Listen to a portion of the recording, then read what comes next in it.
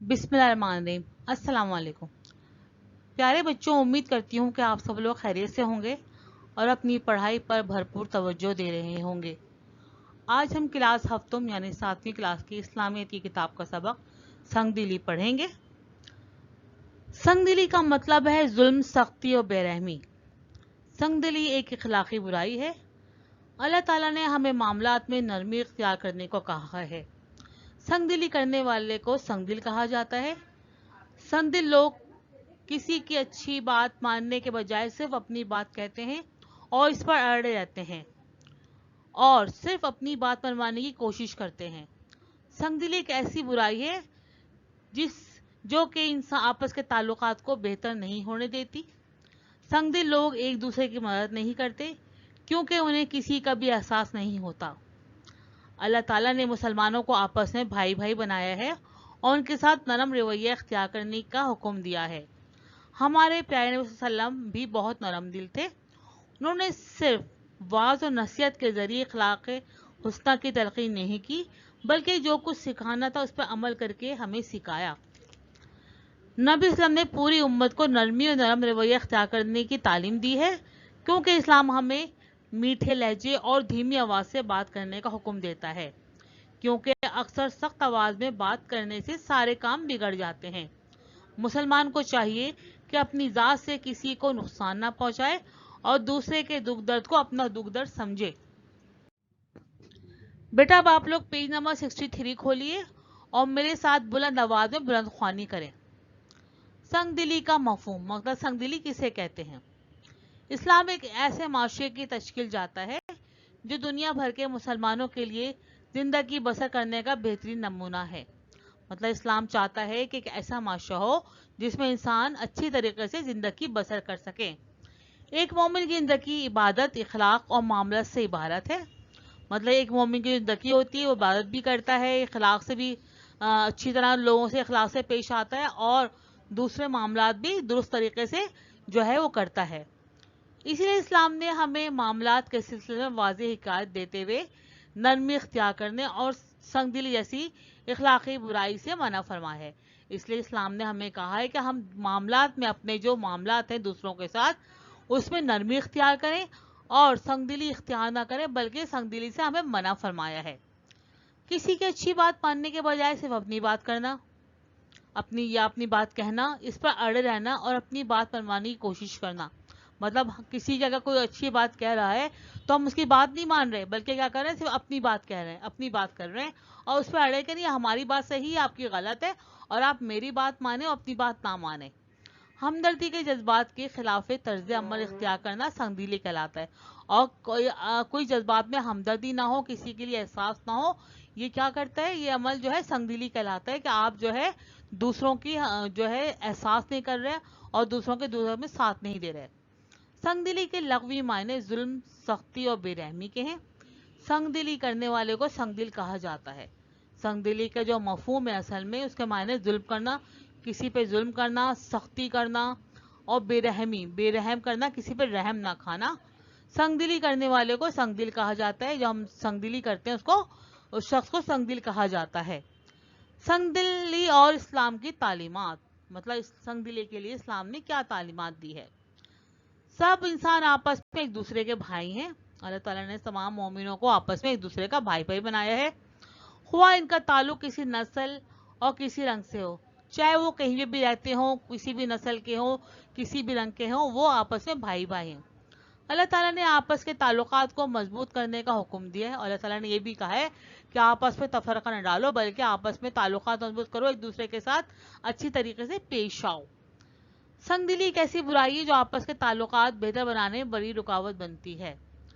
संगदिली एक ऐसी बुराई है जो हमारे आपस के ताल्लुकात जो ख़राब होते हैं वो संगदिली की वजह से ही करते होते हैं और ये आपस के ताल्लुकात को ख़राब करती है, उसमें बहुत बड़ी रुकावट होती है बेहतर करने में ताल्लुकात। अल्लाह ताला ने मुश्किल में एक दूसरे की मदद करने को कहा है। अल्लाह ताला ने कहा है कि अगर कोई मुसलमान किसी मुश्किल में हो तो आप उसकी मदद करें और उसके काम आए। और संगदिली का रवैया अपनाने वाले लोग एक दूसरे की मदद नहीं कर सकते, लेकिन جو سنگ دلی کا رویہ اپناتے ہیں، جو سنگ دل ہوتے ہیں، وہ کبھی بھی ایک دوسرے کی مدد نہیں کرتے، کبھی بھی ایک دوسرے کا احساس نہیں کرتے، بلکہ صرف اور صرف اپنا ہی احساس کرتے ہیں، انہیں دوسروں کا احساس نہیں ہوتا۔ اللہ تعالیٰ نے قرآن پاک میں فرمایا ہے، ترجمہ: اے پیغمبر، یہ اللہ کی بڑی رحمت ہے کہ آپ صلی اللہ علیہ وسلم ان لوگوں کے لیے بڑے نرم مزاج واقع ہوئے ہیں۔ مطلب یہ اللہ تعالیٰ کی ایک بہت بڑی رحمت ہے کہ نبی اسلام بہت زیادہ نرم مزاج تھے اور بہت نرمی سے لوگوں سے بات کیا کرتے تھے۔ اگر کہیں آپ صلی اللہ علیہ وسلم سخت مزاج اور سخت دل ہوتے تو یہ سب آپ کے گرد و پیش سے چھٹ جاتے۔ اب مطلب یہ کہ اگر آپ صلی اللہ علیہ وسلم جو ہے سخت مزاج ہوتے یا سخت دل ہوتے تو لوگ کیا کرتے؟ لوگ آپ کے پاس کبھی بھی نہیں آتے، کبھی بھی تبلیغ میں آپ کی جو حصہ نہیں لیتے، بلکہ کیا کرتے؟ آپ کے پاس سے ہٹ جاتے۔ تو ان کو معاف کر دو، ان کے لیے مغفرت مانگو۔ تو آپ صلی اللہ علیہ وسلم کیا کریں؟ لوگوں کو معاف کر دیں اور ان کے لیے اللہ تعالیٰ سے دعا کریں کہ اللہ تعالیٰ ان کی مغفرت کرے، اور اپنے کاموں میں ان سے مشورہ لیا کرو۔ اور کیا کرو؟ آپ جو کام کرتے ہیں ان سے لوگوں سے اس میں مشورہ لے لیا کریں، اور جب کسی کام کا عزم مصمم کر لو تو خدا پر بھروسہ کر لو، اور جب کسی کام کا عزم کر لو، ارادہ کر لو، تو اللہ تعالیٰ پہ بھروسہ کرو۔ بے شک خدا بھروسہ رکھنے والوں کو دوست رکھتا ہے، بے شک اللہ تعالیٰ بھروسہ کرنے والوں کو دوست رکھتا ہے۔ بیٹا پیج نمبر 64 کھولیے۔ حضرت موسیٰ کو اللہ تعالیٰ نے جب نبوت عطا کی تو فرمایا، ترجمہ: تم اور تمہارا بھائی دونوں میری نشانی لے کر جاؤ اور میری یاد میں سستی مت کرنا۔ دونوں فرعون کے پاس جاؤ، وہ بہت سرکش ہو رہا ہے، پھر اس کے ساتھ نرمی سے بات کرنا، شاید وہ نصیحت قبول کر لے یا ڈر جائے۔ یہ سورہ طٰہٰ کی آیت نمبر 42 سے 44 تک ہے۔ تو اللہ تعالیٰ نے حضرت موسیٰ سے کہا کہ تم اور تمہارا بھائی میری نشانی ہے، جو انہوں نے ان کو معجزات ادا کیے تھے، وہ لے کر جو ہے جاؤ، اور میری یاد میں سستی نہ کرنا، مطلب میری یاد سے غافل نہ ہونا، جو میں نے تمہیں بتایا ہے اسی کو عبادت کرنا اور مجھے یاد کرتے رہنا۔ دونوں فرعون کے پاس جاؤ، وہ بہت سرکش ہو رہے۔ فرعون تھا، اس نے کیا کیا تھا؟ اللہ تعالیٰ نعوذ باللہ بہت اللہ تعالیٰ کی جو ہے وہ سرکشی کر رہا تھا، اور بہت زیادہ جو ہے وہ ایسی ایسی حرکتیں کر رہا تھا کہ بہت ہی خراب تھا، مطلب اس کو کوئی ہدایت دینے والا نہیں تھا۔ اور تو اللہ تعالیٰ نے کہا کہ تم جاؤ، اس کا نرمی سے بات کرنا، پہلے اس سے اچھی طریقے سے بات کرنا، ہو سکتا ہے وہ تمہاری بات کو قبول کر لے، تمہاری نصیحت کو، یا ڈر جائے کہ اگر تم بات کرو تو شاید وہ قبول کرنے سے ڈر جائے۔ حضور صلی اللہ علیہ وسلم نے ہمیں صرف ہدایت اور وعظ و نصیحت کے ذریعے اخلاق حسنہ کی تلقین نہیں فرمائی۔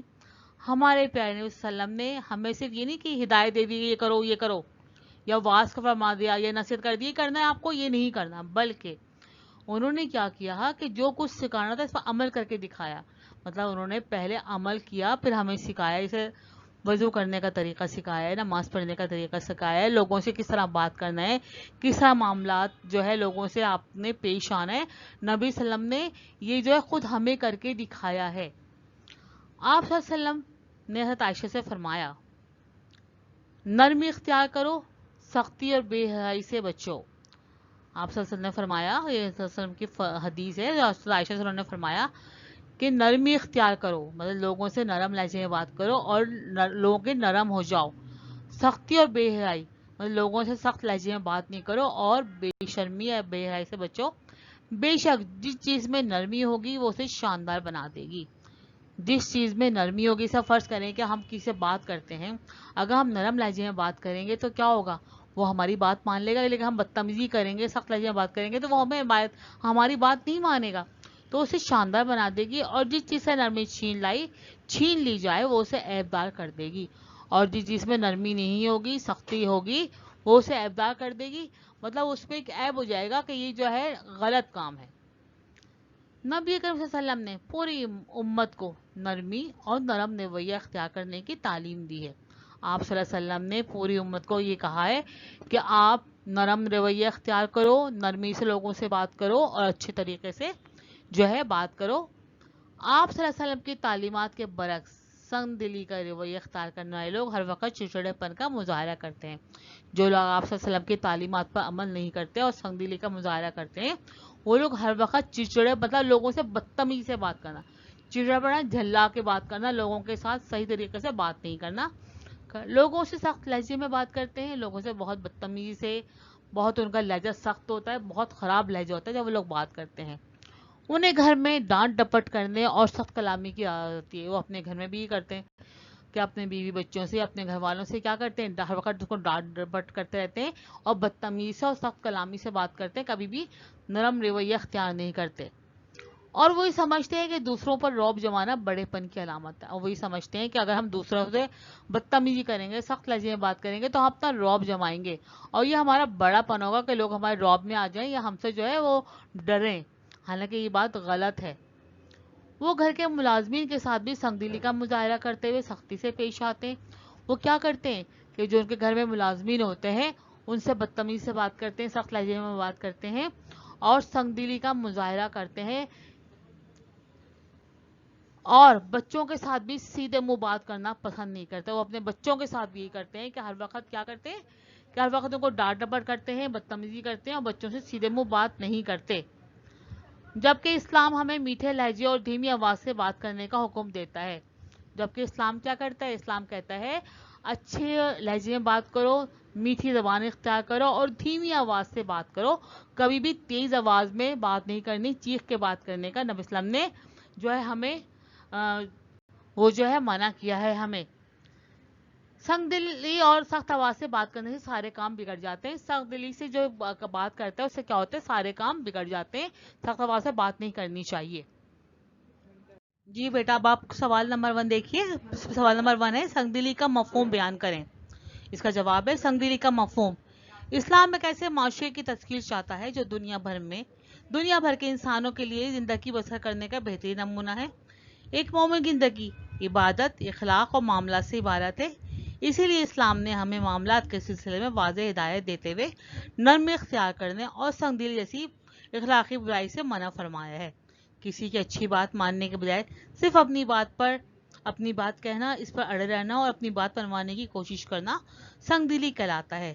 سنگ دلی کے لغوی معنی ظلم، سختی اور بے رحمی کے ہیں. سنگ دلی کرنے والے کو سنگ دل کہا جاتا ہے. بیٹا سوال نمبر 2 ہے سنگ دلی کے بارے میں پیارے وسلم نے کیا بتایا ہے. اس کا جواب ہے نبی صلی اللہ علیہ وسلم نے ہمیں صرف ہدایت اور واعظ اور نصیحت کر کے اخلاق مستقیم کی تلقین نہیں فرمائی، بلکہ جو کچھ سکھانا تھا اس پر عمل کر کے دکھایا. آپ صلی اللہ علیہ وسلم نے حضرت عائشہ سے فرمایا نرمی اختیار کرو، سختی اور بے حیائی سے بچو. بے شک جس میں نرمی ہوگی وہ اسے شاندار بنا دے گی اور جس چیز سے نرمی چھین لی جائے وہ اسے عیبدار بنا دے گی. بیٹا پیج نمبر 67 میں ہے کالم ملانا ہے. یہ آپ کا کوشچن نمبر 6 ہے. کالم الف کو کالم بے سے اس طرح ملائے کہ مفہوم واضح ہو جائے. کالم الف میں ہے ایک مومن کی زندگی عبادت. نمبر 2 ہے اللہ تعالیٰ نے آپس کے تعلقات. نمبر 3 ہے سنگ دلی کا رویہ اپنانے والے. نمبر 4 ہے مسلمان کو چاہیے اپنی ذات. اور نمبر 5 میں سنگ دلی کا انجام دنیا میں بھی برا ہوتا ہے اور بے میں ہے مضبوط کرنے کا حکم دیا ہے. نمبر 2 میں ایک دوسرے کی مدد نہیں کر سکتے. نمبر 3 آخرت بھی خراب ہوتی ہے. اخلاق اور معاملات سے عبارت ہے اور سے کسی کو نقصان نہ پہنچائے. اب آپ کو الف سے بے میں ملانے ہیں. آپ کا جو الف ہے اس طرح بنے گا ایک مومن کی زندگی عبادت، اخلاق اور معاملات سے عبارت ہے. نمبر 1 کو نمبر 4 سے ملانا ہے آپ کو، ٹھیک ہے. نمبر 2 ہے اللہ تعالیٰ نے آپس کے تعلقات ڈیش کرنے کا حکم مطلب مضبوط کرنے کا حکم دیا. نمبر 2 کو آپ کو نمبر 1 سے ملانا ہے. سنگ دلی کا رویہ اپنانے والے نمبر 2 کرنا ایک دوسرے کی مدد نہیں کر سکتے. نمبر 3 کو آپ کو نمبر 2 سے ملانا ہے. نمبر 4 مسلمان کو چاہیے کہ اپنی ذات سے کسی کو نقصان نہ پہنچائے. نمبر 4 کو آپ کو نمبر 5 سے ملانا ہے. نمبر 5 ہے سنگ دلی کا انجام دنیا میں بھی برا ہوتا ہے اور آخرت بھی خراب ہوتی ہے. نمبر 5 کو آپ کو نمبر 3 سے ملانا ہے. بیٹا پیج نمبر 63 پہ قرآنی آئے تھے. ترجمہ اے پیغمبر یہ اللہ کی بڑی رحمت ہے کہ آپ صلی اللہ علیہ وسلم ان لوگوں کے لیے بڑے نرم مزاج واقع ہوئے ہیں. ورنہ اگر آپ کہیں سخت مزاج اور سخت دل ہوتے تو یہ سب آپ کے گرد و پیش سے چھٹ جاتے. تو ان کو معاف کر دو، ان کے لیے خدا سے مغفرت مانگو اور اپنے کاموں میں ان سے مشورہ لیا کرو. اور جب کسی کام کا عزم مصمم کر لو تو خدا پر بھروسہ رکھو، بے شک خدا بھروسہ کرنے والوں کو دوست رکھتا ہے. اب آپ کی پیج نمبر 64 پہ دوسری قرآنی آیت ہے. اور بیٹے دونوں قرآنی آیتیں آپ کو جو ہے کاپی میں خوش خط لکھ کے اس کا ترجمہ لکھنا ہے، ٹھیک ہے.